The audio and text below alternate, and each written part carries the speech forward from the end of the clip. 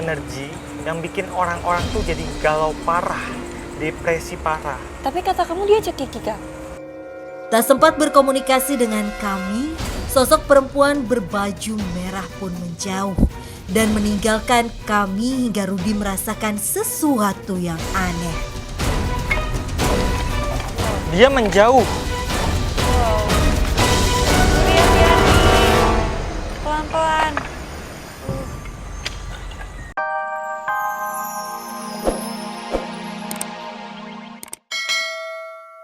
Gerang, sebuah bangunan besar dengan tinggi 3 lantai serta berada di atas lahan seluas 3 hektar.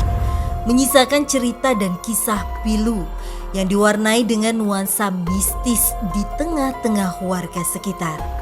Pasalnya bangunan yang aktif sejak tahun 2008 tersebut dulunya difungsikan sebagai tempat penampungan TKI atau yang biasa disebut tenaga kerja Indonesia yang baru saja pulang dari negara lain untuk bekerja. Ini gedung pelayanan pemulangan. Jadi sebetulnya mah TKI yang nyampe sini nggak boleh ada yang nginep, harus pulang langsung. Ada seorang wanita lahir di dalam WC ya itu. Kayak suara ketawa gitu, kayak suara benda jatuh. Dengar-dengar sih karena ada kasus juga gitu.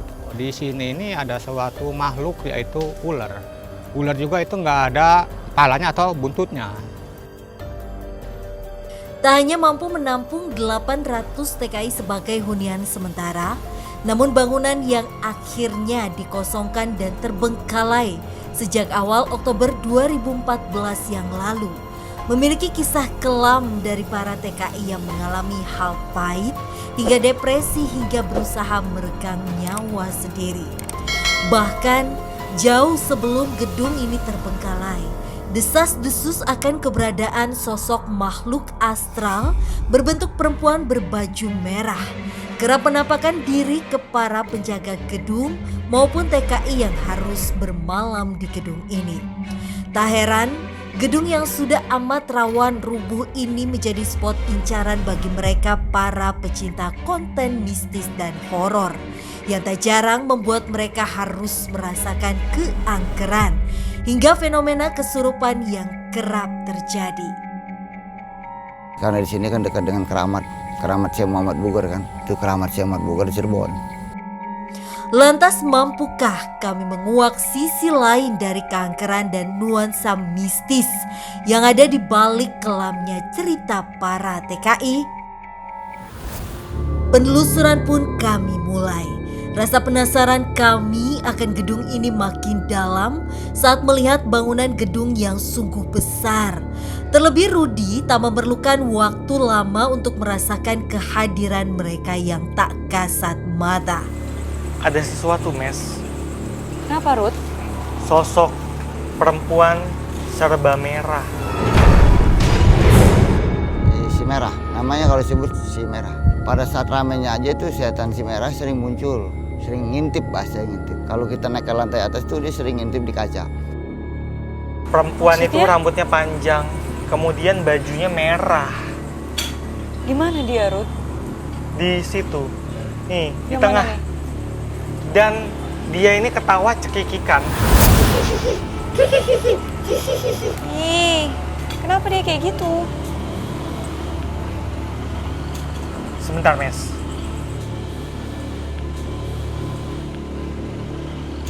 Semakin mendekat ke dia, auranya tuh semakin pilu. Kayak yang memori-memori di kepala saya yang berhubungan dengan kesedihan, yang berhubungan dengan depresi. Ini tiba-tiba muncul. Dia memancarkan energi yang bikin orang-orang tuh jadi galau parah, depresi parah. Tapi kata kamu dia cekiki, Kak.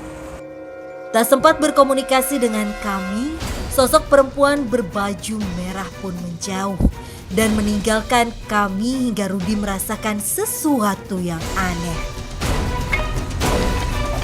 Dia menjauh. Wow. Rudi, hati-hati. Pelan-pelan. Dia berjalan mundur. Bukan berjalan ya, lebih tepatnya melayang mundur. Kenapa dia takut sama kamu, Ruth? Dia ke arah sana, mundur.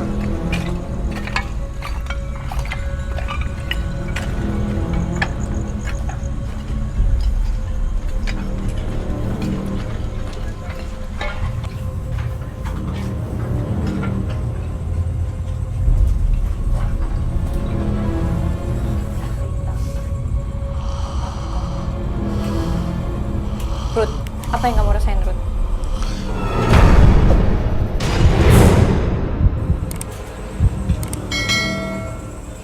Ada sesuatu di sana. Sesuatu kejadian yang sangat tragis. Entah apa yang dirasakan Rudy, namun pastinya sesuatu menuntun kami ke suatu ruangan yang ada di tempat ini. Apa ini?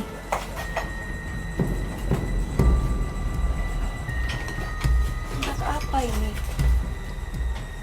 Ini toilet. Ini kamar mandi. Apa ini, Ruth? Kenapa kamu ngajak aku ke sini?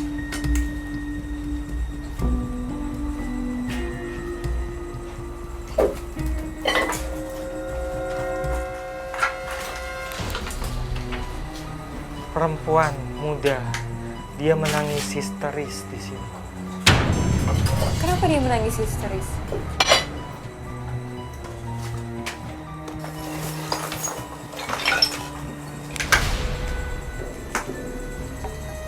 Dia depresi berat tentang kehidupannya.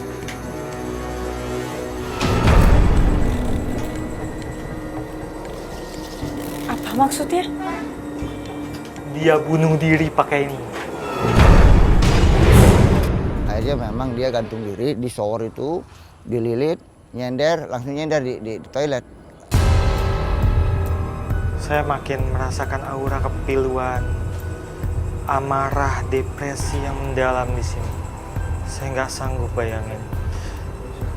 Perempuan itu menanggung derita. Dia kerja demi hidupnya yang lebih baik, demi orang tuanya. Tapi dia betul-betul seorang yang nggak beruntung. Walaupun dia kerja, tapi tetap dia terbebani. Bukannya banyak orang Indonesia yang pergi kerja di luar negeri dan menjadi TKI itu karena mereka percaya mereka akan punya pendapatan yang lebih besar, Ruth. Nggak semua beruntung, Mes. Maksud kamu? Ada banyak tekanan yang dialami perempuan ini. Keluh kesah dia tentang tempat kerjanya, masalah keluarga. Bisa ceritain lebih detail, Ruth. Setiap orang kan punya masalah. Kenapa dia harus sampai mengambil nyawanya sendiri? Bukan mengambil nyawa. Dalam pikirannya, dia bukan ingin mengakhiri hidup, tapi ingin mengakhiri penderitaan. Menurut saya itu stres. TKI stres, nggak sukses dan nggak berhasil. Saya penasaran dengan si merah tadi itu.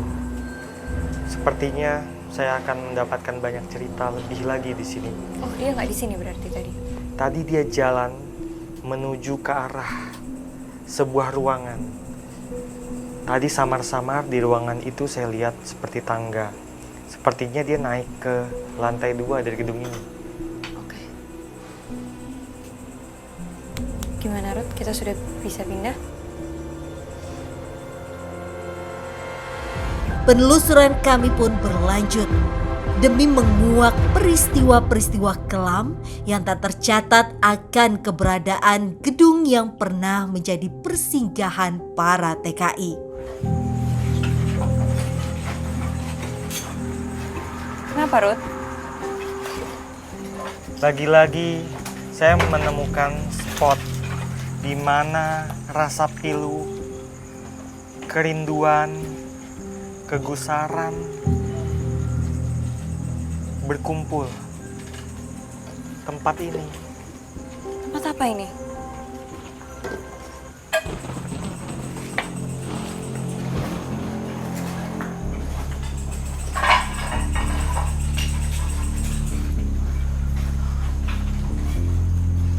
Kamu bisa ngerasain residu energi yang ada di sini nggak? Ini dulu ruangan apa?